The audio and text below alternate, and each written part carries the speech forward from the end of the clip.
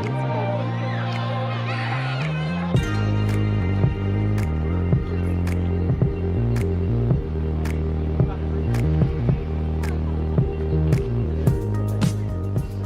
is a deer in the store.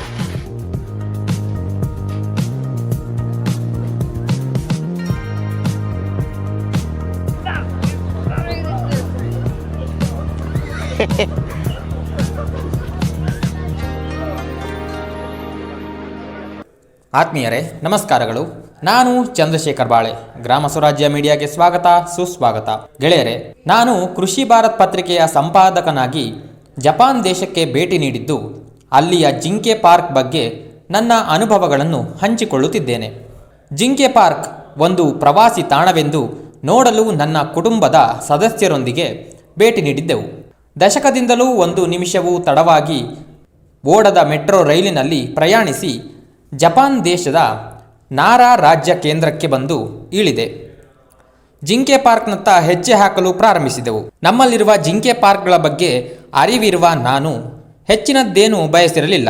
4-8 ಜಿಂಕೆಗಳನ್ನು ಸಾಕಿರುತ್ತಾರೆ, ದೂರದಿಂದ ನೋಡಬಹುದಾಗಿರುತ್ತದೆಂದು ಅಂದುಕೊಂಡಿರುವ ನನಗೆ ಮಹದಾಶ್ಚರ್ಯವೇ ಕಾದಿತ್ತು.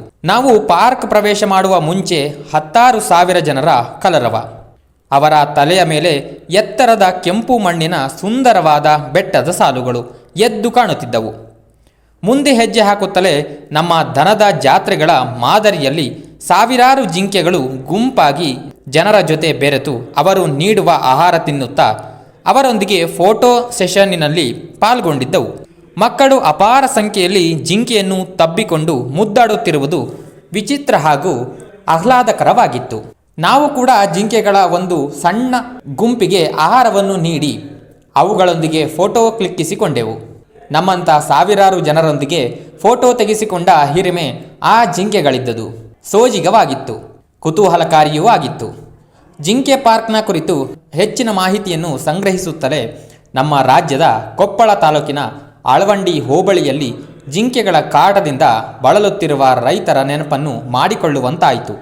ಯಾಕೆಂದರೆ ನೈಸರ್ಗಿಕವಾಗಿ ಜಿಂಕೆಗಳು ಕೆಲವು ಸ್ಥಳಗಳನ್ನು ಇಷ್ಟಪಡುತ್ತವೆ, ಅಲ್ಲಿಯೇ ವಾಸ ಮಾಡಲು ಇಚ್ಛಿಸುತ್ತವೆ. ಅದು ಕಾಡಾಗಿದ್ದಲ್ಲಿ ಅವುಗಳಿಗೆ ತೊಂದರೆ ಇಲ್ಲ, ಅದು ಖಾಸಗಿಯವರ ಜಮೀನಾಗಿದ್ದರೆ ಅವುಗಳಿಗೆ ತೊಂದರೆ, ಇಲ್ಲವೇ ರೈತರಿಗೆ ತೊಂದರೆ. ಆಳವಂಡಿಯಲ್ಲಿ ಈಗ ಆಗಿರುವುದು ಅದೇ. ರೈತರಿಗೆ ತೊಂದರೆಯಾಗಿದ್ದು ರೈತರು ತಮ್ಮ ಬೆಳೆಯನ್ನು ರಕ್ಷಿಸಿಕೊಳ್ಳಲಾರದ ಪರಿಸ್ಥಿತಿಯಲ್ಲಿದ್ದಾರೆ. ಇಂಥದೇ ಪರಿಸ್ಥಿತಿ ಜಪಾನ್ ದೇಶದ ನಾರಾ ಪಟ್ಟಣದ ರೈತರು ಹಿಂದೊಂದು ಸಂಕಷ್ಟ ಅನುಭವಿಸಿದ್ದಾರೆ. ಅಲ್ಲಿಯ ಸರ್ಕಾರ ರೈತರಿಗೆ ಪರಿಹಾರವನ್ನು ನೀಡಿ ಆ ಜಮೀನನ್ನು ಜಿಂಕೆಗಳಿಗೆ ಸ್ವಚ್ಛಂದವಾಗಿ ಬದುಕಲು ವ್ಯವಸ್ಥೆಯನ್ನು ಕಲ್ಪಿಸಿದ್ದರು. ಬೃಹತ್ ನಗರದ ಪಕ್ಕದಲ್ಲೇ ಇರುವ ಈ ಸ್ಥಳದಲ್ಲಿ ಹುಲ್ಲು ಬೆಳೆಯಲು ವಿಶೇಷ ಪ್ರಯತ್ನ ಮಾಡಲಾಗಿದೆ. ನಂತರದಲ್ಲಿ ಸ್ವಚ್ಛ ನೀರನ್ನು ಚಿಕ್ಕ ಕಾಲುವೆಯ ಮುಖಾಂತರ ಹರಿಸಲಾಗಿದೆ.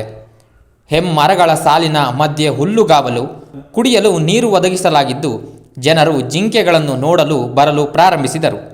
ಜಿಂಕೆಗಳಿಗೆ ಆಹಾರ ನೀಡಲು ನಿರ್ದಿಷ್ಟ ಆಹಾರವನ್ನು ಒದಗಿಸಲಾಯಿತು.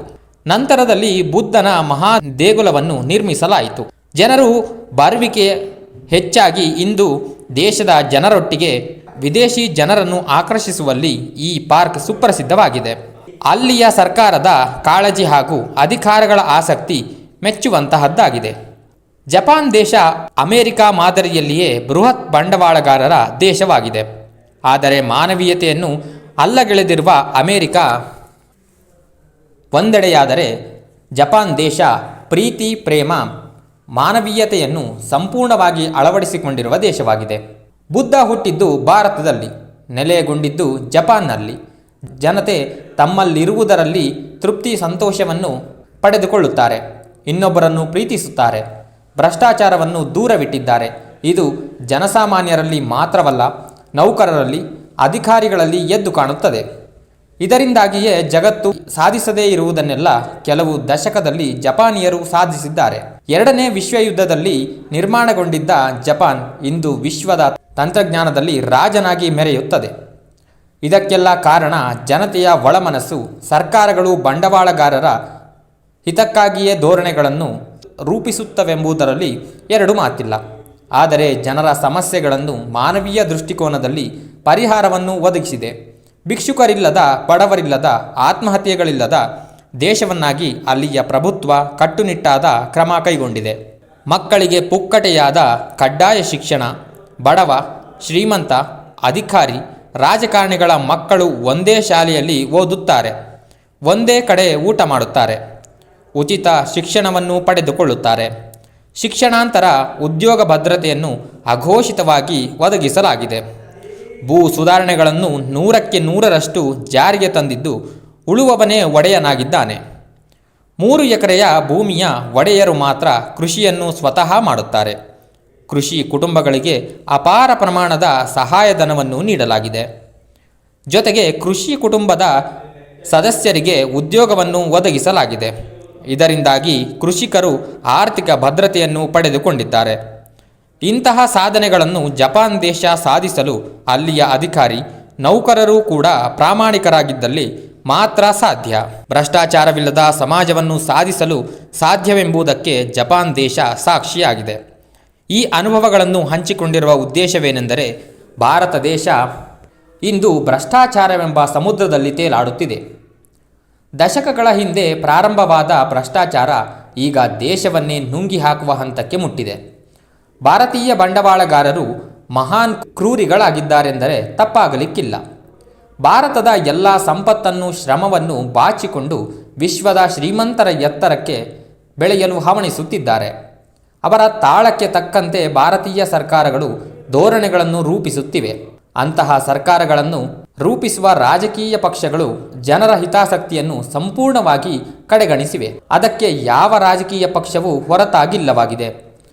ಈ ನೀತಿಗಳನ್ನು ಬಳಸಿಕೊಂಡ ಅಧಿಕಾರಿಗಳು ಚುನಾಯಿತರ ಜೊತೆ, ರಾಜಕೀಯ ಪಕ್ಷಗಳ ಜೊತೆ ಶಾಮೀಲಾಗಿ ಭ್ರಷ್ಟಾಚಾರದ ಎಲ್ಲೆಯನ್ನು ಮೀರಿ ಆಡಳಿತ ಯಂತ್ರವೆಂದರೆ ಅದು ಜನರಿಗಾಗಿ ಅಲ್ಲ, ಬದಲಾಗಿ ರಾಜಕೀಯ ಕಾರ್ಯಕರ್ತರಿಗಾಗಿ ಮಾತ್ರ ಎಂಬ ಪರಿಸ್ಥಿತಿ ನಿರ್ಮಾಣಗೊಂಡಿದೆ.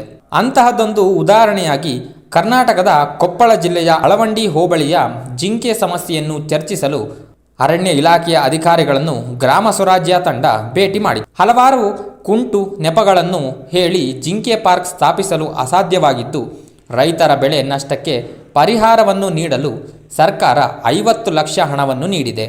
ಅದನ್ನು ರೈತರಿಗೆ ನೀಡುತ್ತಿದ್ದೇವೆಂದು ಹೇಳಿ ನಮ್ಮನ್ನು ಸಾಗು ಹಾಕಿದರು. ಬದ್ಧತೆ ಇಲ್ಲದ, ಜೀವ ವೈವಿಧ್ಯತೆಯ ಕಾಡಿನ ಅರಿವಿಲ್ಲದ ಅಧಿಕಾರಿಗಳಿಂದ ಏನನ್ನು ಅಪೇಕ್ಷಿಸಲು ಸಾಧ್ಯ? ನಾನು ಹಿಂದೆ ಅಳವಂಡಿಯಲ್ಲಿ ಠಿಕಾಣಿ ಹೂಡಿ ಸಾವಯವ ಕೃಷಿಯ ಕುರಿತು ಸಂಶೋಧನೆ ಮಾಡಲು ಇಚ್ಛಿಸಿ ಅಳವಂಡಿಯಿಂದ 5 ಕಿಲೋಮೀಟರ್ ದೂರದಲ್ಲಿ 8 ಎಕರೆ ಜಮೀನಿನಲ್ಲಿ ಸಾವಯವ ಕೃಷಿಗೆ ಮುಂದಾಗಿದ್ದೆ.